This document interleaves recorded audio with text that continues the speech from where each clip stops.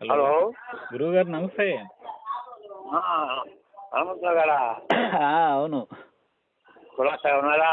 క్లాస్గా ఉన్నాం గురుగారు.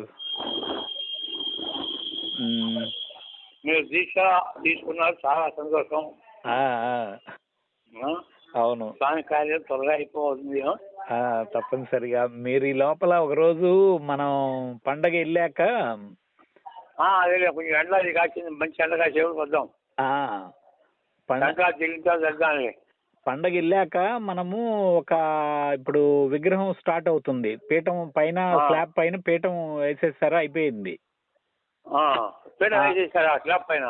స్లాబ్ పైన స్వామివారు నిలబడేదానికి 4 అడుగుల ఎత్తులో పీఠం కూడా రెడీ అయిపోయింది. బీము మళ్ళీ స్లాబ్ వేసి స్లాబ్ పైన మళ్ళీ అన్ని పర్ఫెక్ట్ గానే ఉన్నాయి, ఇబ్బంది ఏం లేదు. స్టీలు, ఇంకా స్వామివారికి వాలము, గద, 2 పాదాలు, అవి 4 స్ట్రక్చర్ అంతా వస్తుంది. అటువైపు ఇటువైపు స్వామివారి పట్టువ అంటే పైన భుజాన్ని వేసుకున్న ఉత్తరయం కిందకి అటు సైడ్ ఇటు సైడ్ వచ్చేటట్టుగా అటు కూడా ఏర్పాటు చేశారు.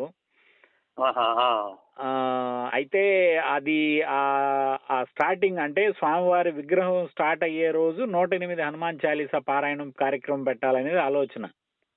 చాలా సంతోషం. అది ఆ కార్యక్రమం చేసే రోజు బాగా గ్రాండ్ గా అందరూ దాదాపు హనుమత్ దీక్షా భక్తులు, గ్రామస్తులు అందరూని ఆ కార్యక్రమంలో పిలిచి మధ్యాహ్నం ఉదయాన్నే స్టార్ట్ చేసి మధ్యాహ్నానికి కార్యక్రమం అయిపోయేటట్టు, మధ్యాహ్నం అందరం భిక్ష చేసుకుని వెళ్ళేటట్టుగా ప్లాన్ చేసాం. అట్లాగే, చాలా సంతోషం, చాలా. మీ వీలుని బట్టి ఒకవేళ ఆ రోజు ఏమన్నా మీరు వచ్చి ఏదన్నా కాస్త స్వామివారి సందేశం మీరు ఏదన్నా ఇచ్చే పని అయినా మిమ్మల్ని వెహికల్లో తీసుకొచ్చి మళ్ళీ వెహికల్లో తీసుకెళ్లి వదిలిపెట్టేస్తాం, ఇబ్బంది ఏమి లేదు. నేను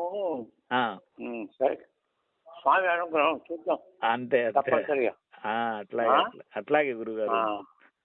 అమ్మగారిని అడిగానని చెప్పండి, అవకాశం తప్పనిసరిగా ఉపయోగించుకుందాం. స్వామి అనుగ్రహం అంతే వచ్చి నేను కంటికి చూడాలి. నాకు కూడాను. అవును, మీ పాదం మాకు ఎప్పుడెప్పుడు అని ఉన్నాం. మీ పాదం అక్కడ మోపితే మా జన్మ ధన్యం అయిపోద్ది.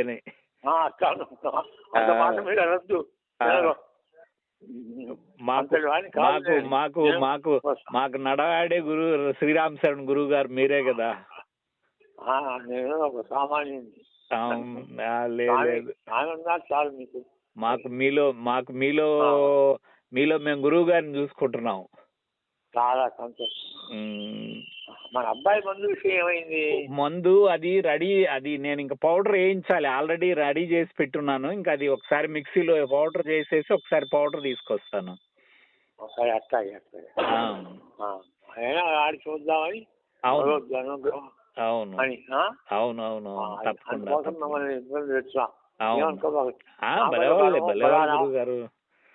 అంటే ముందు పనిచేసింది కదా ఒక జీవితంలో, నేను వైద్యుడిని కదా. అవును అతను